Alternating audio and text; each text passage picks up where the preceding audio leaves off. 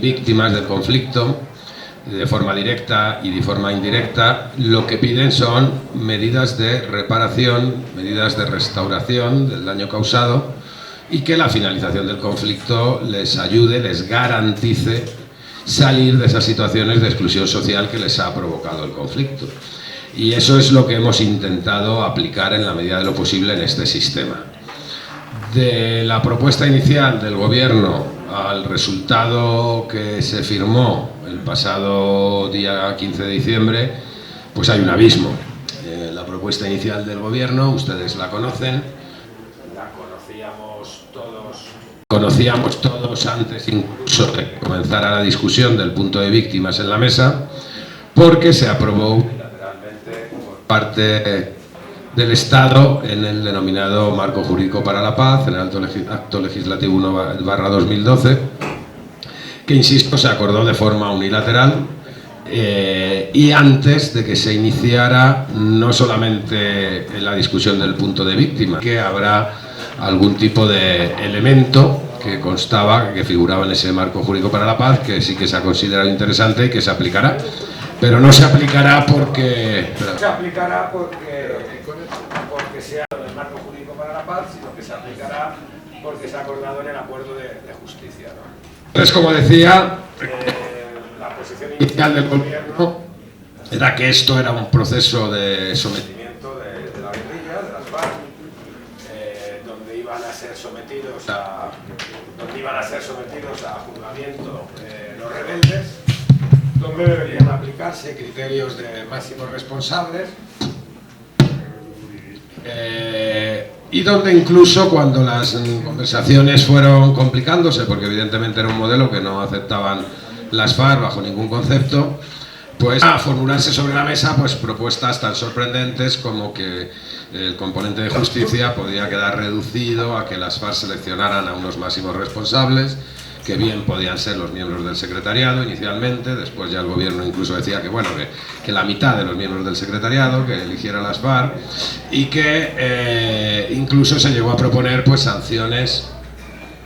que pudieran cumplirse fuera de Colombia, ejemplarizantes, sin mucha capacidad ni siquiera de verificarlo, ¿no? Incluso proponiendo que se cumplieran, bueno, pues en terceros países, ¿no? Las FARC lo que ha planteado desde el primer momento es que su problema no es ni mucho menos no ofrecer verdad y asumir responsabilidades, que todas las responsabilidades que tengan que asumir por 50 años de conflicto obviamente las van a asumir, pero que desde su punto de vista, que por cierto coincide con los datos de la comunidad internacional, de las organizaciones internacionales de derechos humanos, incluso con los propios datos del Estado formulados a través del Centro de Memoria Histórica, ni muchísimo menos la guerrilla es la responsable de la mayoría de los casos de victimización que se han generado en el conflicto, pero ni muchísimo menos. Es decir, ¿no? Los propios datos del Centro de Memoria Histórica pues hablan de un 80% de la victimización generada por fuerzas del Estado y paramilitares, y un 20% otros actores, y ese 20% se incluyen esos otros actores, distintas organizaciones guerrilleras, grupos delincuenciales, actores no identificados, etcétera, etcétera. Lo que plantearon las FARC desde el primer momento era que esto era un acuerdo donde la única posibilidad de alcanzar acuerdo es que todo el mundo asumiera sus responsabilidades por los hechos ocurridos durante el conflicto. Y cuando se dice todo el mundo no se habla ni siquiera exclusivamente de todos los combatientes, es decir, combatientes y no combatientes. Y así ha quedado en la Jurisdicción Especial de Paz, es decir, aquí tendrán que ofrecer responsabilidades, asumir responsabilidades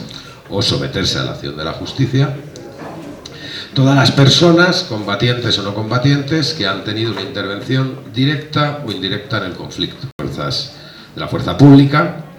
pero también políticos, dirigentes económicos, empresariales, agentes de gobiernos extranjeros, instigadores y organizadores de grupos paramilitares, es decir, los sectores que siempre han disfrutado de impunidad en Colombia. Es decir, cuando La Habana se ha dicho tantas veces por ambas partes, aquí no hemos venido a la mesa a intercambiar impunidades, o se ha dicho las víctimas deben estar en el centro del acuerdo, la posición de las FARC es que eso no era un eslogan publicitario, eso era una realidad. Con lo cual, cualquier acuerdo debía estar articulado imprescindiblemente sobre el fin de la impunidad, de la mucha impunidad. Los propios informes de la Fiscalía de la Corte Penal Internacional, en especial el penúltimo, el del mes de noviembre del, no sé ahora si es 13 o 14, el penúltimo, el último es de diciembre del año 2015. Ese informe, el penúltimo, decía claramente que en Colombia, por supuesto, que hay impunidad, y también decía claramente que la impunidad no la han disfrutado precisamente las organizaciones guerrilleras que han sido eficazmente perseguidas por el Estado,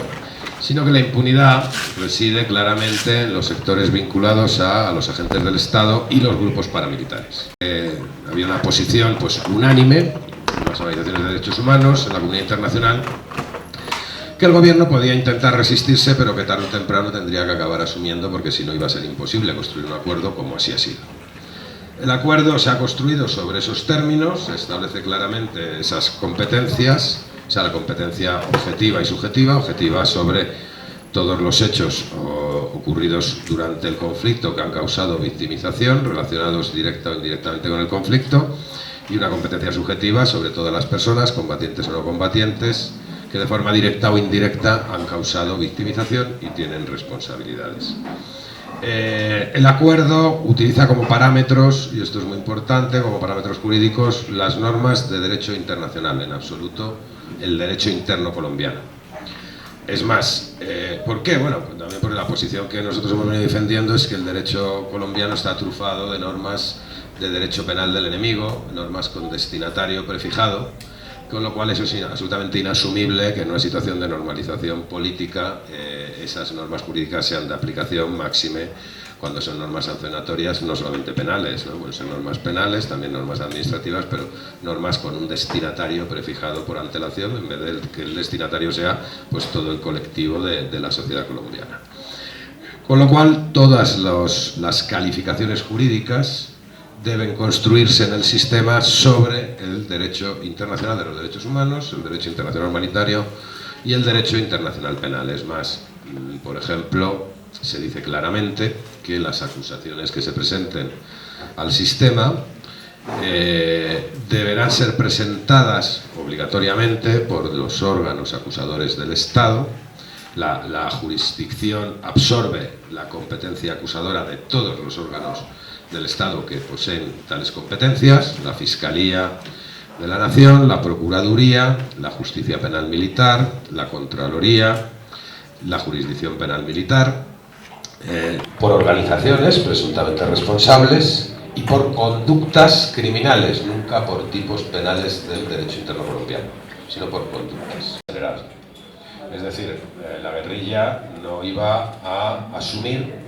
que a cambio de que el Estado pudiera llegar a ofrecerle, cosa que no ha hecho nunca, pero pudiera llegar a ofrecerle una amnistía general, se extendiera esa amnistía general para todos los hechos ocurridos en el conflicto. Y por varios motivos, ¿no? En primer lugar, porque eso es contrario al derecho internacional y porque además, desde el punto de vista de una organización que lo que persigue, mejor dicho, es convertirse en una organización política, pues no da ninguna seguridad jurídica la aplicación de normas de amnistía general, porque eso es estar pendientes constantemente de conflictos jurisdiccionales con jurisdicción interna colombiana, con jurisdicciones internacionales, con jurisdicciones de terceros países en ejercicio de jurisdicción universal, con lo cual eso no iba a dar ninguna seguridad jurídica. En la tradición jurídica colombiana se reconoce el delito político. Lo cierto es que la actuación jurisprudencial lo que ha venido es reduciendo el ámbito y el alcance del delito político. Con lo cual era imprescindible una nueva lectura que estableciera claramente una conceptualización lo más amplia posible del delito político. El delito político, que obviamente es cualquier actividad destinada a combatir el orden constitucional existente, y por supuesto todas las conductas que puedan ser consideradas delitos conexos, imprescindibles para llevar adelante el ejercicio de la rebelión. Y todos esos hechos tipos penales, conductas criminales, obviamente deberían ser objeto de una amnistía e indulto. Y evidentemente eso alcanza el delito de rebelión exclusivamente a los alzados en armas contra el Estado, a los rebeldes. Bajo ningún concepto alcanza a otros sujetos a otros agentes que hayan intervenido en el conflicto. Esto no significa que las FARC se hayan negado a la aplicación de otras normas de indulto o de amnistía para delitos que son amnistiables, no para delitos no amnistiables, según el derecho internacional, para otros actores del conflicto. Porque, entre otras cosas, eso es una posibilidad contemplada en el derecho internacional. Artículo 6.5 del protocolo adicional segundo de las convenciones de Ginebra, que es el aplicable a los conflictos armados internos, se establece claramente que a la finalización de un conflicto armado interno el gobierno podrá otorgar la masa. Se contempla el hecho de que se acordarán medidas equivalentes a la amnistía respecto a agentes del Estado. Equivalentes a la amnistía pueden ser medidas de renuncia a la acción penal, a la persecución penal, a la suspensión de la acción penal, o lo que fuera, porque eso queda, eso el Estado, el gobierno, mejor dicho, se ha negado a negociarlo en la mesa de conversaciones, y entonces queda abierta la posibilidad de que eso sea regulado por el Estado, pero con unos límites.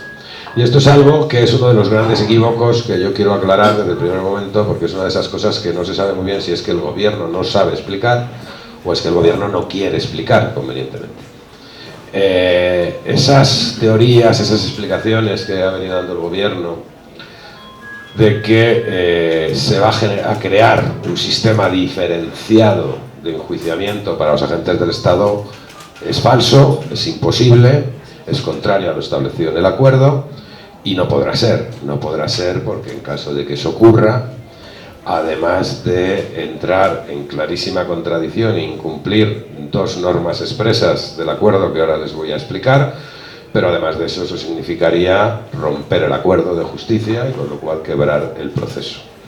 Es obvio que cualquiera de las partes en un proceso de conversaciones pues tiene capacidad suficiente para incumplir lo acordado. Eso es obvio en el acuerdo de justicia o en cualquier otro. También es obvio que en un proceso como este de paz bilateral, ese incumplimiento unilateral de lo firmado pues tiene tremendas consecuencias, claro. La consecuencia es la ruptura del proceso de conversaciones, con lo cual yo la verdad, francamente, ese escenario no creo que ocurra. En todo caso, en el acuerdo de justicia se han introducido dos previsiones ante esa negativa del gobierno a acordar en la mesa cuáles deberían ser esas medidas equivalentes a la amnistía o el indulto para los agentes del Estado respecto, insisto, siempre a delitos amnistiables. La primera aparece en el artículo 15.2, también otros colectivos como civiles, políticos, empresarios u otras personas por conductas relacionadas directa o indirectamente con el conflicto, que esas normas provocaren que los anteriores fueran excluidos de la competencia de la jurisdicción o tuviera como resultado la inaplicación de la jurisdicción o la inaplicación de las condiciones referidas a las sanciones que se recogen, el Tribunal Especial ejercerá su jurisdicción preferente en las materias de su competencia conforme a lo establecido en este documento. Es decir, el sistema ignorará absolutamente esa normativa y seguirá aplicando sus propios acuerdos. Y luego hay otra norma que aparece en el punto 60, creo que lo que dice es que efectivamente el Estado, dentro de esa potestad que se ha reservado de establecer qué tratamientos diferenciados van a disfrutar los agentes del Estado, nunca, bajo ningún concepto, esos tratamientos diferenciados podrán llevar aparejadas sanciones inferiores a las que se contemplan en la Jurisdicción Especial de Paz para cada uno de los supuestos. Los supuestos son, ya sea un primer supuesto, es el reconocimiento de las acusaciones, es decir, el ofrecimiento de verdad y reconocimiento de responsabilidades en un primer momento ante la sala de verdad. El segundo supuesto de sanciones, la segunda categoría de sanciones, sería el supuesto de no reconocimiento de verdad y responsabilidades ante la sala de verdad, pero reconocimiento de verdad y responsabilidades ya en juicio oral, en vista oral,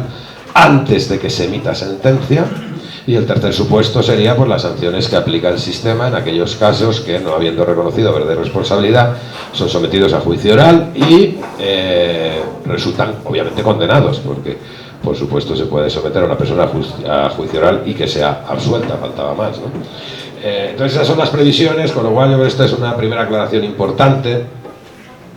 para que nadie se confunda y no se dé pábulo a esto que está explicando confusamente el gobierno de que va a haber un sistema diferenciado para agentes del Estado. No, eso sería romper el acuerdo. O sea, el acuerdo no contempla en absoluto que haya ningún sistema diferenciado, ni mucho menos. Jueces extranjeros, puede haber hasta 2 jueces extranjeros por cada sala o por cada sección. La posibilidad de que intervenga en cada juzgamiento o en cada procedimiento de su competencia de cada una de las salas o secciones los jueces extranjeros o no, dependerá de las personas a las que estén sometidas a la jurisdicción. Ellas decidirán si quieren que intervengan jueces extranjeros o no. Y en todo caso, todos los jueces serán personas escogidas como jueces por el sistema, es decir, bajo ningún concepto van a ser los jueces de la jurisdicción ordinaria colombiana. Eso no significa que el sistema, tampoco hay una inhabilidad para los jueces de la jurisdicción ordinaria colombiana. Es decir, si un juez de la jurisdicción ordinaria colombiana quiere postularse para ser juez del sistema, pues competiría en igualdad de condiciones que cualquier otro jurista que se postulara para ser parte del sistema. Los requisitos son bastante estrictos, o sea, se solicita, o sea, el requisito para ser juez es para las salas de justicia reunir los mismos requisitos, salvo la nacionalidad colombiana y la pertenencia a la carrera judicial colombiana, reunir los mismos requisitos profesionales que los jueces de tribunales superiores de justicia, y para el Tribunal Especial de Paz los mismos requisitos que se exigen por ley a los jueces de la Corte Suprema, salvo la nacionalidad colombiana y salvo la pertenencia al cuerpo profesional de la judicatura, evidentemente. Los jueces van a ser escogidos por un sistema, un mecanismo de escogencia independiente, más independiente incluso, que ya es decir, que el mecanismo que va a escoger a los comisionados de la verdad. Es decir, el acuerdo es que la mesa designe 3 organismos internacionales de toda credibilidad, y a su vez estos 3 organismos internacionales escogerán cada uno a 4 personas o 3 personas que compongan el comité de escogencia, y estas personas serán las que escogerán a los jueces entre las postulaciones, jueces y juezas, obviamente. Y además lo que también se recoge es que en la composición de los jueces se tiene que recoger pues una equidad de género, se tienen que respetar las minorías nacionales, se tienen que respetar la realidad de los pueblos indígenas, los colectivos afrodescendientes, etcétera, etcétera. O sea, tiene que haber tiene que ser una composición equilibrada, reflejo de la realidad social del país, ¿no? Las salas, son 3 salas. Están compuestas una primera sala de verdad y reconocimiento de responsabilidades, una segunda sala de amnistía e indulto y una tercera sala de definición de situaciones jurídicas. El sistema comienza a funcionar con la presentación de las acusaciones. Las acusaciones, como ya les he dicho antes, las presenta, tiene la obligación de presentarlas, es decir, no puede reservárselas todos los órganos acusadores del Estado, que antes les he dicho. Y además, como la valoración que hemos hecho es que ha habido un trabajo desequilibrado y unidireccional por parte de la Fiscalía, es decir, la Fiscalía de la Nación se ha dedicado, al menos desde que empezó el proceso de paz, ha creado una unidad de crímenes, de investigación de crímenes de contexto de las FARC, ha presentado, según dicen, o tienen preparadas 15.000 acusaciones, y todavía no han creado ninguna unidad de investigación de crímenes de contexto de agentes del Estado o de grupos paramilitares. Y como ya se les está acabando el tiempo y da la impresión de que no la van a crear, por eso lo que se contempló expresamente en el acuerdo es que ante esa gravísima carencia de los órganos acusadores del Estado, que parece que solamente acusan precisamente a los colectivos responsables del menor porcentaje de victimización pues lo que se creaba, lo que se permitía era que las organizaciones de víctimas colombianas y de derechos humanos pudieran presentar acusaciones. Acusaciones que se llaman informes, no se llaman acusaciones,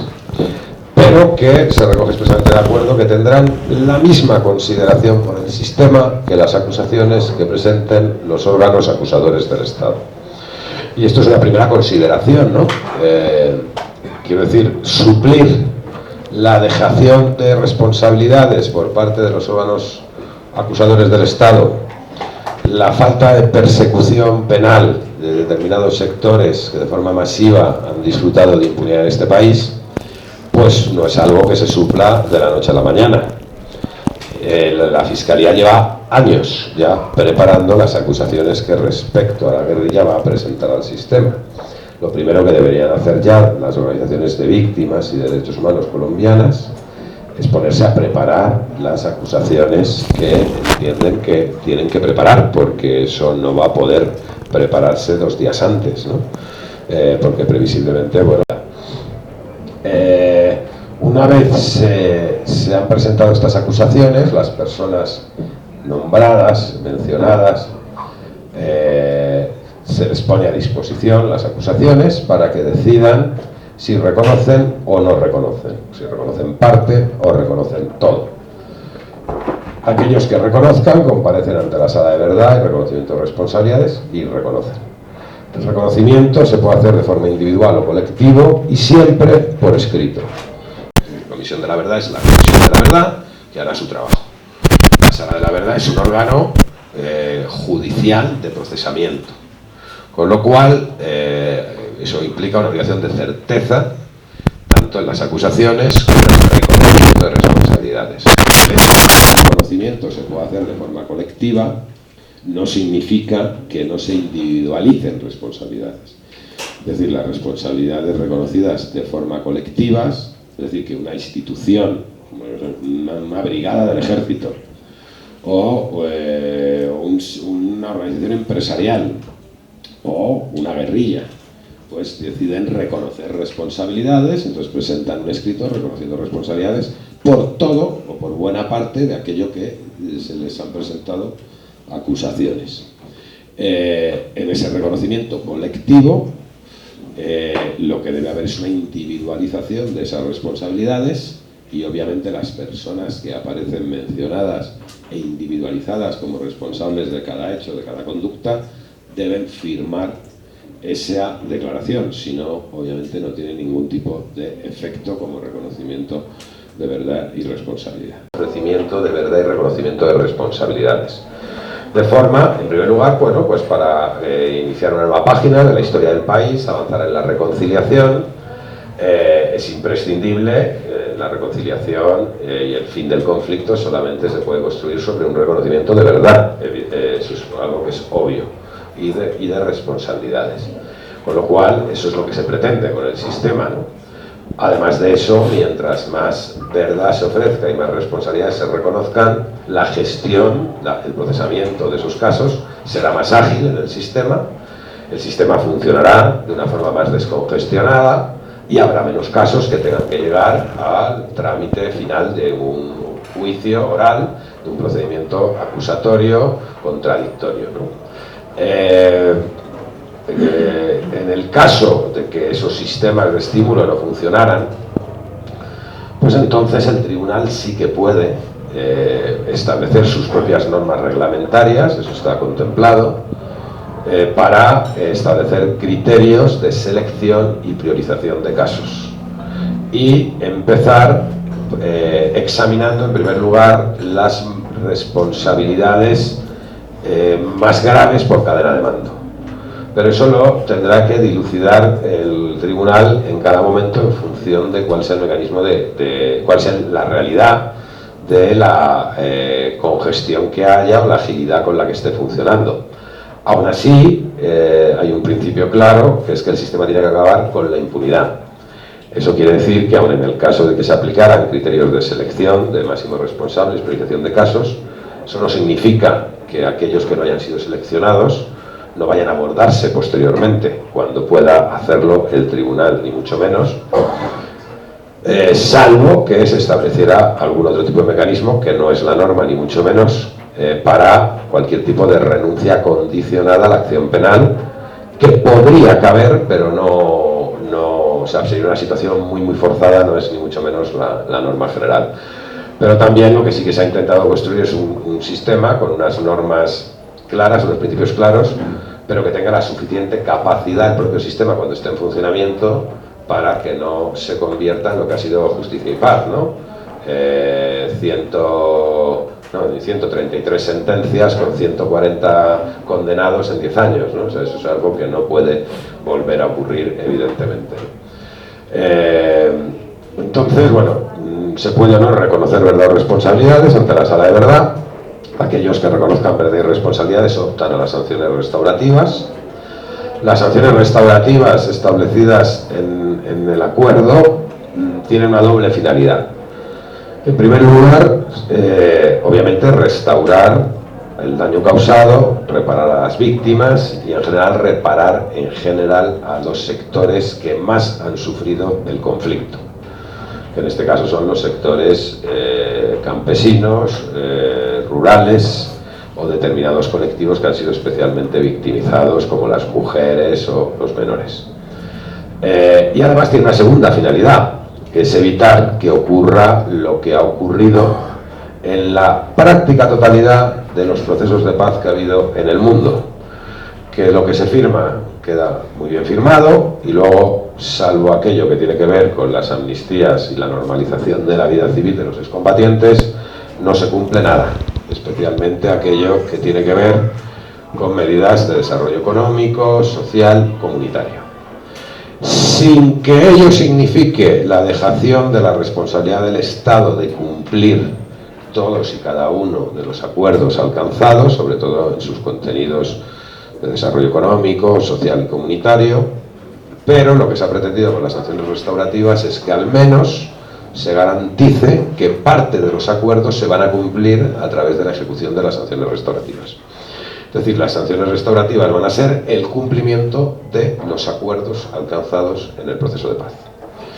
El cumplimiento del acuerdo de reforma rural, el cumplimiento del acuerdo de descontaminación de restos explosivos de guerra, municiones sin explotar, minas antipersona, el cumplimiento del acuerdo de sustitución de cultivos ilícitos,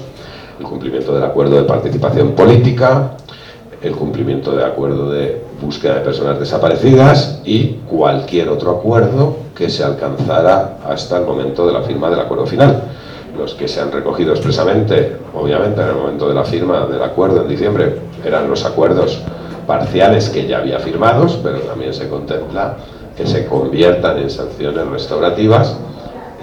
otros acuerdos que puedan alcanzarse más adelante. Es decir, no va a quedar a la interpretación de una parte si las sanciones restaurativas realmente tienen un contenido restaurador o no. No va a quedar a eso, porque se establece claramente que es el cumplimiento de los acuerdos, que es lo que en esencia significa un contenido restaurador del daño causado en la medida de lo posible, ¿no? Cuando ello sea posible. Los que no reconozcan verdad o responsabilidad sus casos pasan a la unidad de acusación y a partir de ahí se procesa. Sobre eso vuelvo luego, ¿no?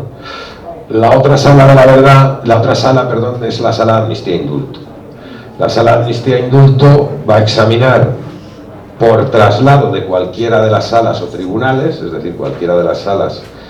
de justicia o tribunales, puede verse con un caso que diga, no, es que este caso es claramente de amnistía. Y entonces lo remite a la sala de amnistía e indulto para que la sala de amnistía e indulto decida. E igualmente cualquier persona que haya sido condenada o que no haya sido condenada, pero que esté siendo acusada en el momento de entrar en funcionamiento del sistema, esté siendo acusada, o que haya sido condenada pero ya haya cumplido la pena, puede evidentemente acudir a la sala de amnistía e indulto a pedir que se le aplique amnistía e indulto, faltaba más. Y aquellos casos sometidos a la sala de amnistía e indulto que la sala entienda que no son merecedores de amnistía o de indulto, la sala los remite a la sala de definición de situaciones jurídicas. La sala de definición de situaciones jurídicas aborda distintos casos, aquellos casos que, habiendo comparecido a la comisión de la verdad, a la sala, perdón, de la verdad, la sala de la verdad entiende que no son de su competencia, porque, por ejemplo, entienda, es que no son delitos, competencia del sistema, por ejemplo, o es que son hechos que son delitos que son amnistiables y pues por cualquier problema no se pueden amnistiar, o delitos que la sala de amnistía ha conocido para ser amnistiados a petición de parte y la sala de amnistía ha llegado a la conclusión de que no son amnistiables por lo que fuere. La sala de definición de situaciones jurídicas analiza esos casos y puede tomar dos decisiones. Puede decir, no, sobre este caso hay ya un archivo, o sea, no hay motivo para continuar la acción penal, porque no es un hecho que sea criminalizable, o puede decir, sí, esto es un hecho efectivamente al que se llevan responsabilidades penales, entonces se remite a la unidad de investigación y acusación. No han querido reconocer verdad, no han querido comparecer ante la sala de verdad, o bien otros casos que se han presentado acusaciones pero no aparece individualizada la persona responsable, pues son los casos que va a investigar la unidad de investigación y acusación, que es una fiscalía, que obviamente sus fiscales se van a elegir también con los mismos criterios que se van a elegir los jueces del sistema. Y esa fiscalía, pues entonces lo que hace es lo mismo, ¿no? Pues examina y entiende pues si hay materia y objeto penal, o si se archiva el procedimiento o se renuncia por cualquier motivo a la acción penal, o si hay materia, pues se remite a la sala, perdón, al Tribunal Especial para la Paz, a la sección de primera instancia de juzgamiento. Las sanciones impuestas por la Sala de Verdad y Responsabilidad a aquellas personas que han reconocido verdad y responsabilidad son sanciones que se han impuesto correctamente, con una doble finalidad. En primer lugar, que no haya ningún error en la calificación de los hechos, que haya una correspondencia entre la sanción impuesta y la gravedad del hecho reconocido, y también, que es muy importante, a ver cómo es esto, que la sección de primera instancia genere un efecto de cosa juzgada. Es decir, que aquella persona que se le ha impuesto una sanción restaurativa por la sala de verdad y reconocimiento de responsabilidad no pueda nunca en el futuro tener un problema, tenga seguridad jurídica plena y no haya ninguna duda de que se ha alcanzado el efecto de cosa juzgada, el tránsito a cosa juzgada. Para lo cual será esa sección de primera instancia del Tribunal Especial para la Paz la que, una vez verificada que la sanción impuesta por la sala es correcta, lo convertirá en una sentencia. Tenemos luego a continuación esta sección que ya les he dicho, que es la que va a realizar los juicios de aquellos casos que sean enviados por la unidad de investigación y acusación, es decir, la Fiscalía. Y luego, como no, hay una sección de apelación donde serán sometidos pues aquellos casos que ya juzgados o sancionados pues que sean susceptibles de apelación. Y luego tenemos una cuarta sección del tribunal, que es la sala de revisión. La sección de revisión revisa a voluntad de cualquier persona las sentencias que se le hayan impuesto en la jurisdicción ordinaria, que tienen que ver con el conflicto, obviamente, por distintos supuestos, ¿no? Porque esa persona diga, pues por ejemplo, mire, yo es que he sido víctima de un falso positivo judicial y quiero que se me revise esta sentencia y quiero que se anule. O a mí se me ha juzgado, no es un problema de un falso positivo judicial, pero se me ha juzgado como jueces sin rostro, con testigos sin rostro, sin respetar el debido proceso, conculcándoseme el derecho a la defensa, lo que fuere. Entonces, para eso está la sala de revisión de sentencias. Entonces, esto es en general el funcionamiento de la Jurisdicción Especial para la Paz. Tenemos luego lo referido a la amnistía y el indulto. Entonces, respecto a la amnistía e indulto, lo que se han establecido es tres criterios, o sea, en el acuerdo lo que se han establecido son tres criterios de definición de cuáles son los delitos conexos al delito de rebelión, al delito político. Un primer criterio incluyente, o sea, son conexos todos aquellos delitos imprescindibles para el ejercicio de la rebelión, que suponen un atentado al orden constitucional vigente. Como, y estos son sencillos, pues el porte de uso ilegal de prendas militares, porte ilegal de armas, etcétera, etcétera. Hay un segundo criterio que es excluyente, que dice no serán nunca delitos conexos aquellos delitos que en el derecho internacional sean no amnistiables. O sea, nunca podrán ser conexos los crímenes de lesa humanidad, genocidio, graves crímenes de guerra, etcétera, etcétera. Y hay un tercer criterio, que es un criterio exhaustivo, que es el listado de tipos del Código Penal colombiano que deben ser considerados conexos a el delito de rebelión. Ni que decir tiene que dentro de los delitos conexos en el criterio incluyente consta expresamente la captura de militares y policías en combate o las actividades necesarias para financiar la rebelión. Eso ni que decir tiene, evidentemente, ¿no? Porque claro, aquí hay un problema, por ejemplo, del asunto del secuestro, ¿no? El secuestro es una categoría jurídica del orden penal colombiano interno, que existe en otros muchos países, que en cada uno se define de una forma y que no existe en el derecho internacional. En el derecho internacional no existe el tipo de secuestro. En el derecho internacional existe la toma de rehenes, que es distinto. Entonces, obviamente, según el Código Penal colombiano, la captura de militares y policías en combate por fuerzas guerrilleras es un secuestro. Según el DIH, pues es una captura de prisioneros, evidentemente, no cabe ninguna duda. Según el Estatuto de Roma, pues es más que discutible que pudiera ser considerado una toma de rehenes. Según la Convención de Toma de Rehenes del 97, creo que es, pues también es bastante discutible que pueda ser considerada una toma de rehenes. Con lo cual, este es un supuesto que ya aparece expresamente en el acuerdo, con un supuesto que, por supuesto, es amnistiable: la captura de militares y policías en combate. Evidentemente, o sea, la redacción de la norma de amnistía todavía no se ha hecho. Eso es algo que se está trabajando ahora mismo en La Habana. Lo que se han hecho es definir criterios tanto de aplicación de la norma, perdón, de definición de la norma, de los contenidos de la norma, como de aplicación de la norma. O sea, eso sí se ha acordado ya en La Habana. Cuando se defina la ley de amnistía, cuando se intenta alcanzar la norma de amnistía en acuerdo, pues ahí habrá que perfilar, pues muy detenidamente, todas estas discusiones, ¿no? O sea, ¿qué es toma de rehenes? Lo que se ha considerado toma de rehenes, pues no será amnistiable, evidentemente, porque la toma de rehenes es un delito que aparece en el Estatuto de Roma como no amnistiable. Y bueno, pues qué actividades relacionadas con la financiación de la rebelión van a ser amnistiables, evidentemente también, aunque eso yo creo que es una cuestión bastante más pacífica, porque, pues, por ejemplo, con las cuestiones polémicas de las relaciones con los cultivos ilícitos, pues hay ya sentencias incluso de los tribunales de justicia y paz que han establecido claramente que las relaciones con cultivos ilícitos no son amnistiables cuando no tienen que ver con la rebelión. Con lo cual, en su contrario, pues obviamente son amnistiables cuando tienen que ver con la rebelión. Con lo cual yo creo que eso no va a ser una cuestión, eso es una cuestión polémica ante los medios de comunicación, pero eso ya el propio ordenamiento jurídico interno colombiano pues ha definido claramente que no va a ser una cuestión mucho menos conflictiva en cuanto a la definición. Hay luego, respecto a la amnistía y el indulto, o sea, estamos trabajando, que yo creo que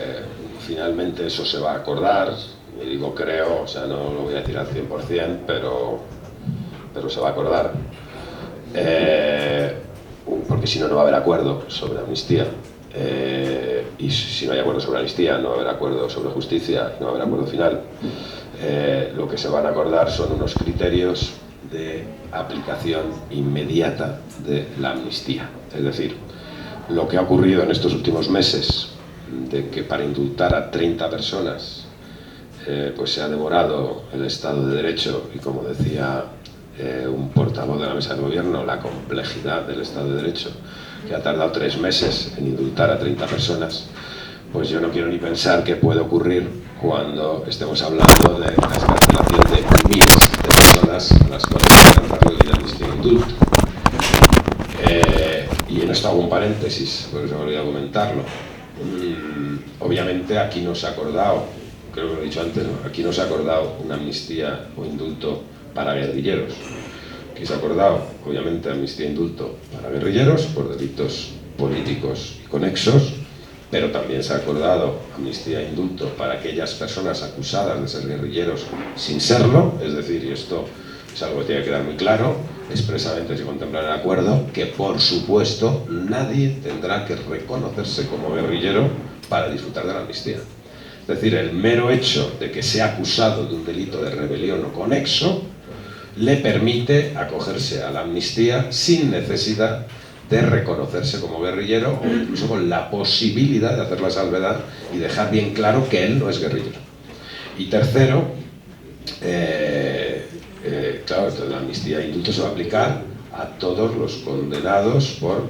protesta social, disturbios, ley de seguridad ciudadana. Incluso hay una recomendación que esa de momento no hemos conseguido que sea acuerdo, pero es una recomendación que está a consideración en la mesa, que formulamos los juristas de la Comisión Jurídica designados por las FARC, que también las normas de amnistía e indulto se apliquen a todas las personas condenadas por delitos de exclusión social o pobreza relacionados con el conflicto. Y en especial el caso de los raspachines. Entonces esa propuesta sigue ahí, está sobre la mesa, es algo que nosotros no renunciamos a discutir, es una de las muchas salvedades que hay todavía pendientes de discutirse en el conflicto, y sobre el hecho de las personas, o sea, cómo se va a dilucidar qué personas han sido, que son merecedoras de amnistía e indulto, han sido condenadas por protesta social o por ley de seguridad ciudadana. Bueno, por ley de seguridad ciudadana sería más sencillo porque es un hecho objetivo, ¿no? Pero por protesta social, que no es un hecho objetivo, porque vaya usted a saber qué tipos penales han utilizado para condenarlos. Y lo que queda en el acuerdo expresamente es que se definirán qué personas son destinatarias de esa amnistía e indulto por listados que presentará la Cumbre Agraria. Es decir, la Cumbre Agraria presentará los listados de las personas que tendrán que ser beneficiarias de amnistía e indulto por haber sido condenados por protesta social, ejercicio del liderazgo social, comunitario, defensores de derechos humanos, etcétera, etcétera. Y todo esto lo decía por... el asunto de, claro, la necesidad de medidas de excarcelación inmediata. O sea, lo que no va a ser asumible es que se acuerde la ley de amnistía, se firme el acuerdo final y, pues por 1000 problemas que pueden presentarse, pues, inoperancia administrativa, supuesta falta de presupuesto para poner en marcha la Jurisdicción Especial de Paz. La Jurisdicción Especial de Paz consta expresamente en el acuerdo que tiene que estar en funcionamiento no más tarde de 3 meses después de la firma del acuerdo final. Y tiene que empezar a funcionar por la sala de reconocimiento de verdad y responsabilidad. Pero una cosa es lo que se ponga en el papel y otra cosa es lo que luego ocurra. Con lo cual, el acuerdo está a punto de cerrarse, que yo creo que no va a ser problemático, que finalmente pues, existirá ese acuerdo. Es un acuerdo de excarcelación inmediata de todas las personas destinatarias de las normas de amnistía e indulto, incluso de las personas que pudieran ser destinatarias de la norma de amnistía e indulto, pero estuviera en discusión jurídica si los delitos de los que se le acusan son amnistiables o no amnistiables, cuando se trate de supuestos de que están condenados por pertenencia a organizaciones rebeldes, por estar acusados, aunque no se reconozcan, de miembros de organizaciones rebeldes, o por protesta social o ley de seguridad ciudadana. Es decir, este criterio se va a aplicar exclusivamente a estos colectivos, nunca a agentes del Estado. Y ese criterio significa que ante la duda, esas personas serán todas excarceladas inmediatamente en la entrada en vigor de la ley de amnistía y quedarán en libertad condicional a disposición no de la justicia ordinaria, sino de la Jurisdicción Especial de Paz. Y la Jurisdicción Especial de Paz, cuando comience a funcionar, pues entonces irá dilucidando qué hace en cada caso. A quién se le concede amnistía, o en qué casos se concede amnistía por algunas de las acusaciones y otras no, pero aún en el caso de que tengan acusaciones no amnistiables, no tiene sentido que permanezcan en la cárcel en la medida en que, si reconocen verdad y responsabilidades, optan a la sanción restaurativa.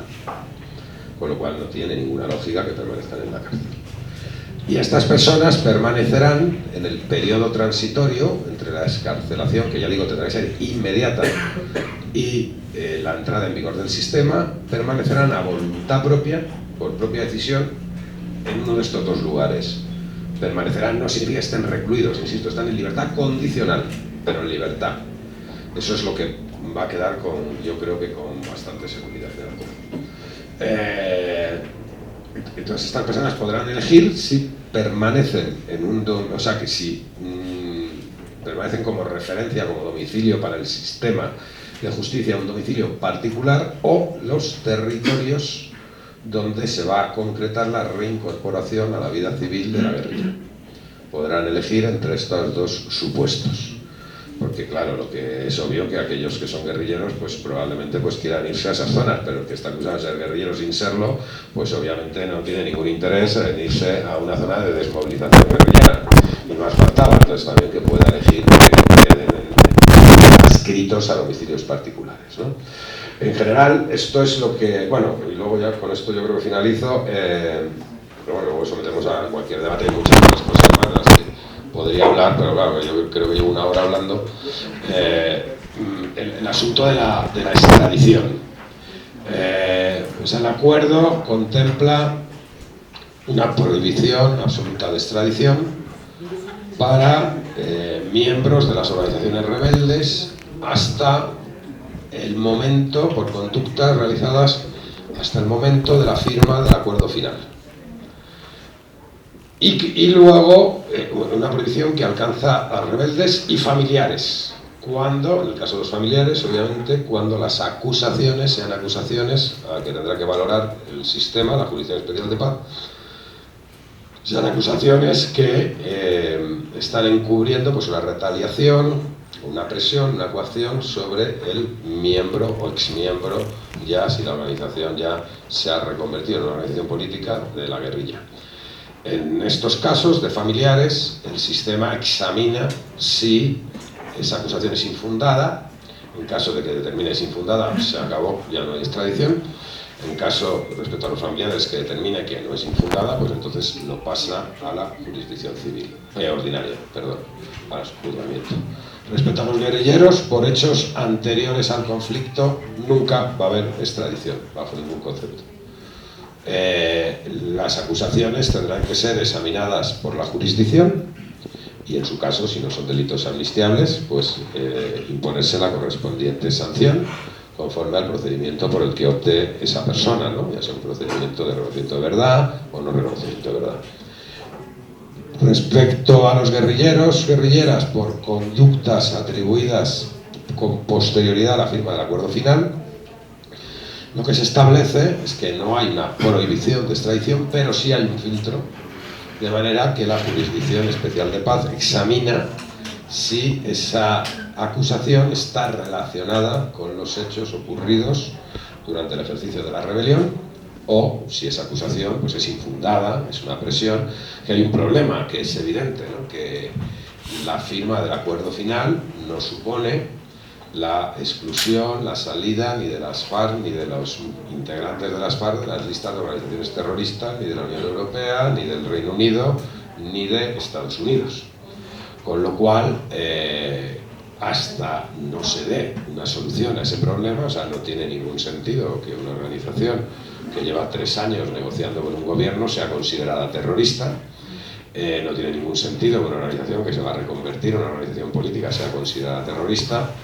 Y no tiene ningún sentido, desde luego, que una vez firmado el acuerdo de paz y reincorporados a la vida civil los antiguos guerrilleros y a la actividad política, y si no pues lo digo ahora, obviamente ninguna sanción del sistema puede significar inhabilitación política, eso faltaba más. Eso, el marco jurídico para la paz aquí también quedó en la gaveta absolutamente, ¿no? Entonces obviamente van a actuar, van a realizar actividad política, entonces lo que no puede ser es que esa actividad política esté condicionada por la presencia en las listas de organizaciones terroristas, pero bueno, ese es otro problema que habrá que resolver después y que obviamente pues el gobierno colombiano pues puede ayudar, pero obviamente no tiene la competencia. Entonces por eso se establece este mecanismo para acusaciones por conductas posteriores a la firma del acuerdo, donde en principio se presume que va a seguir en vigor la inclusión en las listas de organizaciones terroristas. Entonces se presume un examen previo por la Jurisdicción Especial de Paz para dilucidar si se trata pues, de un hecho relacionado con el conflicto, si es una acusación infundada, si es una coacción, si es un elemento de presión o lo que fuere. En ese supuesto pues, se rechazará y si no, pues también esas personas pues, pasarán a la jurisdicción ordinaria para ser conocido el procedimiento de extradición. Obviamente lo que también se ha evitado es dar una patente de corso para que cualquier exguerrillero pues, se pueda dedicar a lo que considera en ese momento y estar excluido del procedimiento de extradición. En general, bueno, pues esta es una visión general, pues aterrizando en las cuestiones que creo que a ustedes les interesan más, ¿no? En función del trabajo con personas privadas de libertad, pero vamos, yo me someto muy gustosamente a cualquier pregunta, discusión o diálogo que se les ocurra. Muchas gracias.